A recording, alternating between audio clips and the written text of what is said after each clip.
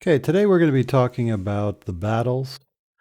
We are skipping these pages here, which takes us through the war. We pretty much went through all these events here about Germany taking over Poland and Soviet invasion, and then the Germans take over Denmark and Norway, then they take over France. 1941, Germany invades the Soviet Union, and then Pearl Harbor is pretty much where we left off. Germany and Italy declare war on the U.S. U.S. declares war in return. And that brings us to 1942, where um, Germany's on the attack in North Africa. A lot of things are going on. We have the main battles in the Pacific are really starting to take place here, and that's where we want to start.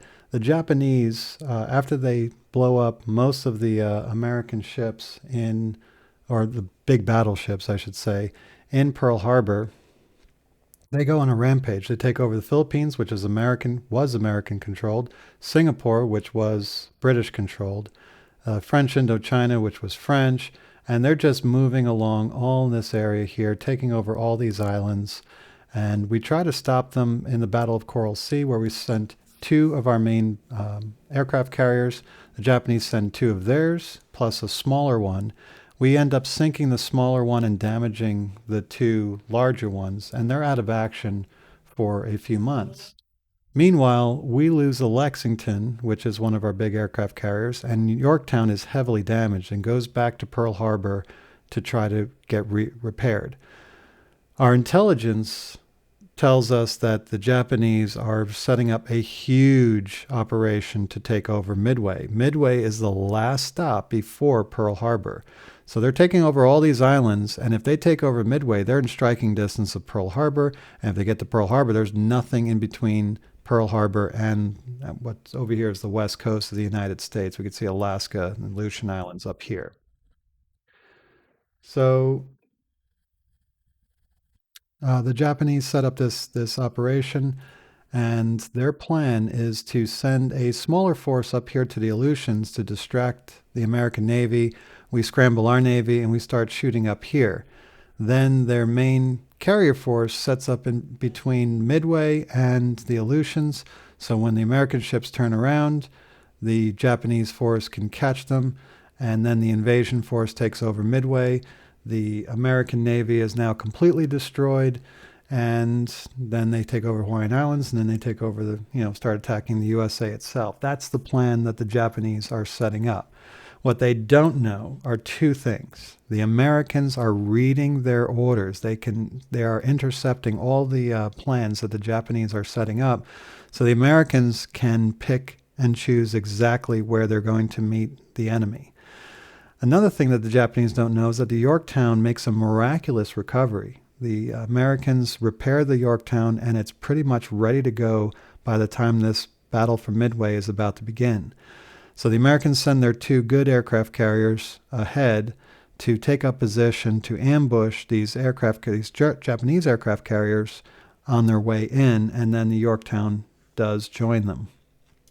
The way that the battle takes place is that the Japanese want to set up a screen of submarines, but the American ships are able to slip past them before this gets set up. And by the time all these aircraft carriers and all the Japanese ships start to arrive, the Americans are already in position and find them first. Now, this battle is pretty intricate. The uh, the long and short of it, the Japanese have four aircraft carriers versus the American three. We spot them first, and we destroy three of their aircraft carriers.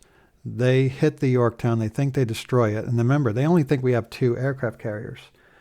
And then we launch an aircraft, a raid. They launch a raid at the same time, and they actually sink the Yorktown, and we sink the last carrier. Now, the Japanese lose all their carriers, but they think that they have knocked out all the American carriers, but in reality, two of our aircraft carriers are unscathed. They think they destroyed the Yorktown three times, and that counts for all the rest of the American aircraft carriers, and that's not the case. Anyway, they are unable to take out the air base on Midway, and so all of these ships have to turn around and go home, and the battle is a failure, not only because they failed to take Midway, but because these 4 aircraft carriers that come into Midway cannot be rebuilt very quickly. America can build ships very quickly, and the Japanese can't. So even if they take out one carrier for one carrier, the Americans are going to overwhelm the Japanese. The Japanese can't afford to lose even one of these carriers, and they lose 4. So this is a major, major turning point in World War II when we get to D-Day. And it's only 6 months after Pearl Harbor. So the Japanese do fantastic for 6 months, and then Midway really reverses that. It stops the Japanese cold in their tracks until the Americans can build enough ships to fight back and start taking back all this territory, as we'll see later on. Stalingrad is in Russia. And so we could see here with Germany, they take over. When they invade Soviet Union, they start on this black line here, and they take over all of this area. They're trying to get to the oil fields over here to get oil from the Soviet Union. And Stalingrad is one of the main cities on the way there. And what ends up happening is that they do take over Stalingrad, but then they create a bulge. And the Red Army, the Soviet Army, attacks south of it and north of, this is Stalingrad right here, and they surround Stalingrad. And then they keep pushing the German army back, and eventually this entire army has to surrender. And this is a major turning point in Europe, where the Soviet Union are able to turn back the Nazi forces, and things start, the Germans are winning all over the place up until Stalingrad, and then suddenly everything starts reversing, and they're able to push the Germans back all the way to the German frontier from that point on. The next battle, and that's also in 1942. So 1942 is a year of turning points, both in the Pacific and in Europe. D-Day is another significant turning point. This occurs in 1944, where you have, German forces are being pushed back. This is Stalingrad. They're being pushed back. And the Americans and the British have taken over Africa. They're pushing up through Italy at this time, and they need to open up a major front here in France. Now, the Germans think it's going to be right here where England and France are closest, but actually we picked Normandy. And Normandy was chosen because we could still get air cover, and we put all our forces here, but the idea was to cut off this peninsula and take over Cherbourg. And once we invade that area there, it's just a matter of time before we start pinching. We move in on this side of Germany, and the Soviets are moving on this side. The British and the Americans are moving up from the south in Italy. Germany is doomed from that point on. One thing I do want to mention about D-Day is that the Bedford Boys. This is a place, Bedford, Virginia, not too far away from where we are. The D-Day Memorial is located there, as we can see here.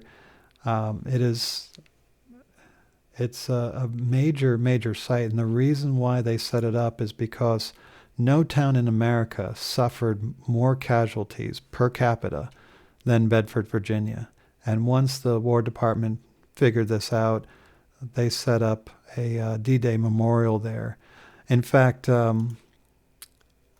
if you know the movie Saving Private Ryan, the book about the Bedford Boys inspires Steven Spielberg, the person that makes the Saving Private Ryan movie, which is fantastic, very, very bloody, very, very gruesome movie, but still was a great tribute to our boys in that struggle. And he contributed money to this memorial here that's dedicated to these Bedford Boys. Small town, lots of guys coming from that town were killed, and so they suffered tremendously percentage-wise. Finally, the battle that I wanted to talk about was Iwo Jima. This is in 1945. Germany is pretty much finished at this point. Not quite, but they're really close.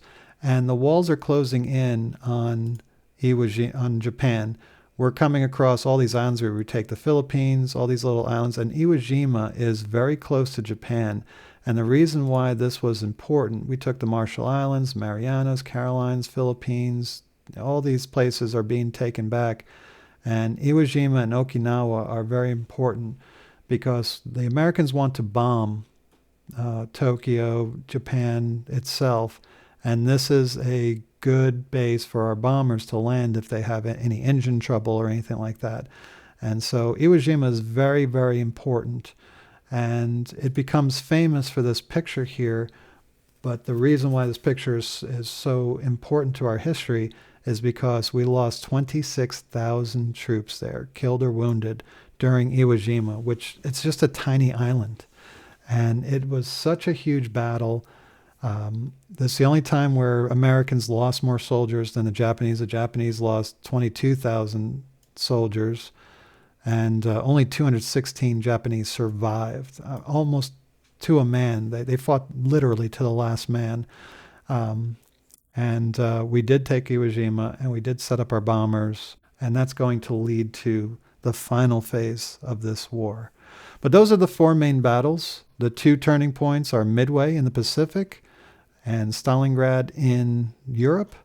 And then the two major events that signify the beginning of the end, I should say, is D-Day, where the Allies finally move into France and start liberating France, and Iwo Jima, where we are able to set up an island right near Japan so that they can be bombed into submission.